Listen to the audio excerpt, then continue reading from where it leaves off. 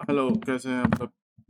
कल मेरा $85 का प्रॉफिट हुआ था, एक अकाउंट में जो मेरा मेन अकाउंट है, और एक में $30 का लॉस हुआ था जो ऑलरेडी ड्रॉ डाउन में है, वो सेकंड हाफ में किया था।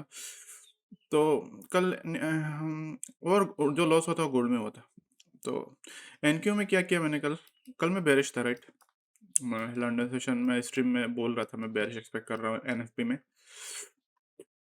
तो यहाँ पे एक चीज हो सकता है बुलिश होने का कि ईएस जो है, राइट, ईएस काफी बुलिश था और इसने प्रोटेक्टिव लो भी क्रिएट कर दिया था। जैसे कि मैं देखूँ, राइट, तो इसने डेली टाइम फ्रेम है, राइट। इसने ये जो डाउन क्लोज कैंडल है इसके ऊपर बॉडी क्लोज दिया है डेली टाइम फ्रेम में, तो ये प्रोटेक्टिव लो हो गया था।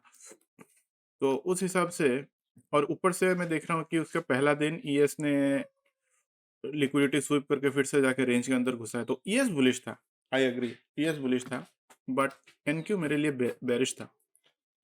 तो मैंने ईएस में इतना फोकस नहीं किया था, जो मेरा गलती था। मुझे एक्चुअली देखना चाहिए था ईएस, बट जो भी हो, पैन आउट। मैंने बुलिश ही बाई किया क्योंकि मार्केट ने बोला मुझे बुलिश बाई करने के लिए।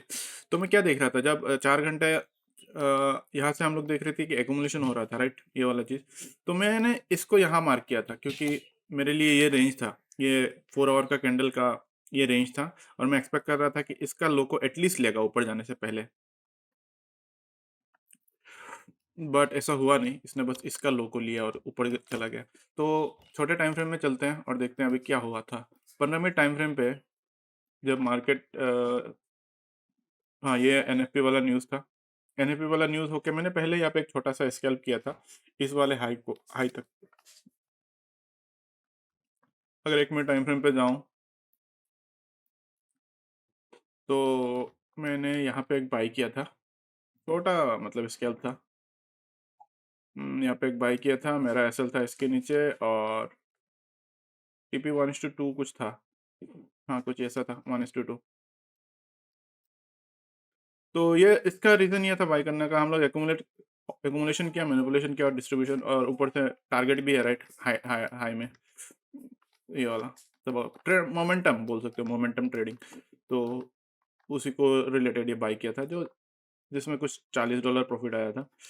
उसके बाद मैं तो बेरिश था, राइट, मैं बेरिश एक्सपेक्ट कर रहा था। मैं एक्सपेक्ट कर रहा था कि ये ड्रॉन लिक्विडिटी है, प्रीवियस डे का लो को लेगा। तो जब ये नीचे गया, राइट, यहाँ पे 15 मिनट टाइम फ्रेम पे अगर जाऊं,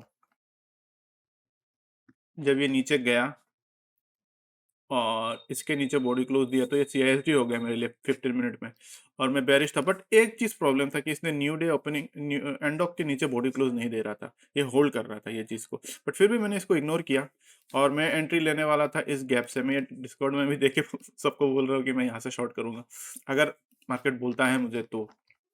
मैं बस आने से ही शॉर्ट नहीं कर देता हूँ, वहाँ पे सेटअप बनना पड़ेगा। तो यहाँ पे आके फिर से एक्यूमुलेट किया। तो यहाँ पे शॉर्ट करने से पहले मुझे एक चीज़ चाहिए था कि इसका हाई को स्वीप करके फिर से मार्केट ब्रेक करे, बट इसने किया नहीं। इसने फेलियर स्विंग्स क्रिएट कर रहा था ऊपर में, उसके बाद ये डिस्प्लेस हुआ और फिर से एक्यूमुलेशन किया। बट मैंने ये इग्नोर किया, बोला "है, ठीक है, शायद ये जो डिसिप्लिन है यहाँ पे ब्रेक किया मैंने, ये होगा शायद"। बट अगर मैं डिसिप्लिन होता तो मैं ये कभी शॉर्ट नहीं करता, बट फिर भी मैंने किया शॉर्ट। मैंने यहाँ पे शॉर्ट किया, मेरा एसएल था इसके ऊपर, और टारगेट था इसके इसके लो तक। इसके लो तक मेरा टारगेट था, ये वाला लो तक मेरा टारगेट था।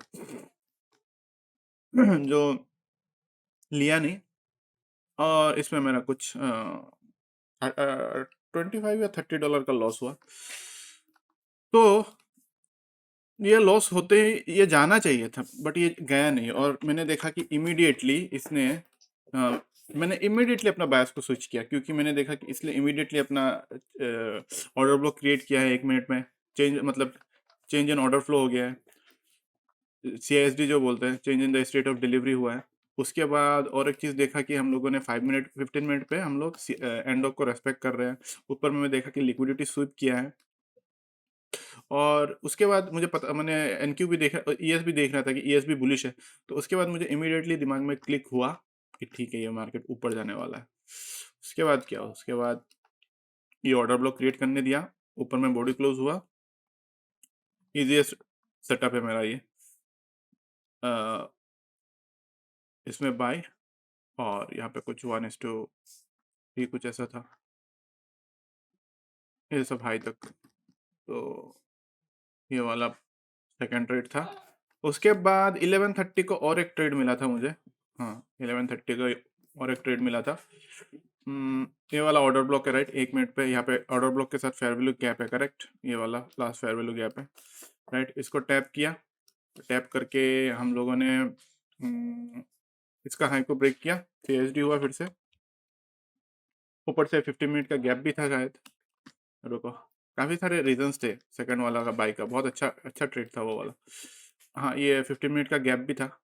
इस 50 मिनट गैप में आके फिर से देख रहे हो कैसे कैंडल अंदर घुस रहा है, और ऊपर से ये एनवॉक भी था, तो काफ़ी सारे कंफर्मेशन थे सेकंड वाला ट्रेड में भी। तो यहाँ पे 1 मिनट में एनवॉक दिखाता नहीं है, पता नहीं क्यों। तो इस वाले कैंडल के ऊपर जब बॉडी क्लोज हुआ, इस वाले कैंडल के ऊपर जब बॉडी क्लोज हुआ, अरे यार, ओके, तो मैंने फिर से अपना बाई किया। ये ऑर्डर ब्लॉक है मेरे लिए। ये जो कैंडल है, क्यों है ये ऑर्डर ब्लॉक है? तो कोई गैप को भी ट्रेड नहीं कर रहा है, ये एनओ को ट्रेड कर रहा था, इसलिए ये दोनों ऑर्डर ब्लॉक है मेरे लिए। और उसके बाद इसका हाई तक, तो इसमें भी 1:2 कुछ आया था, तो ऐसा करके $85 आया था। अगर वो लॉस नहीं करता तो शायद $110-120 आता। बट कोई नहीं, अभी मेरा सिर्फ $22 बाकी है ये फेज़ 1 क्लियर करने के लिए। वो मंडे देखूंगा क्या होता है। तो ये सब खत्म हो गया एनक्यू, और मैंने छोड़ दिया, क्योंकि अभी मार्केट जहाँ जाना है जाने दो, मैंने तो अपना कर दिया। उसके बाद सेकंड हाफ में मैं थोड़ा गोल्ड को देखने लगा सो के, तो वो तो एक प्रॉब्लम है ही। गोल्ड ने क्या किया, ऑलरेडी डे हाई को स्वीप कर लिया है, अभी कोई टारगेट नहीं बचा है गोल्ड को ट्रेड करने के लिए। हम लोग डेली ऑर्डर ब्लॉक में गए हैं, उससे रिजेक्शन मिल रहा है। तो अगर डेली हाई को स्वीप करता है और मुझे शॉर्ट करना है, राइट, तो मुझे 1 घंटे में सीएसडी चाहिए, जो अभी तक हुआ ही नहीं है, ये 3 कैंडल। तो मैंने यहाँ पे कुछ स्कैल्प स्कैल्प करके सब गलत ट्रेड्स, ऐसे ही गुजली छोटा छोटा ट्रेड्स कर करके $30 उड़ा दिया दूसरे अकाउंट में, वो ड्रॉ डाउन वाला अकाउंट में। तो ये सब मुझे ठीक करना पड़ेगा, ये जो खुजली होता है, राइट, ये डिसिप्लिन का इशू है।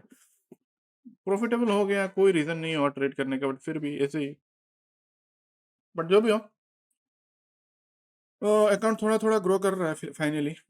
देखते हैं नेक्स्ट वीक क्या होता है, फेज़ 1 क्लियर करता हूँ या फिर से वही से नीचे गिर जाता हूँ, वो नेक्स्ट वीक ही पता चलेगा। मिलते हैं अगले वीडियो में।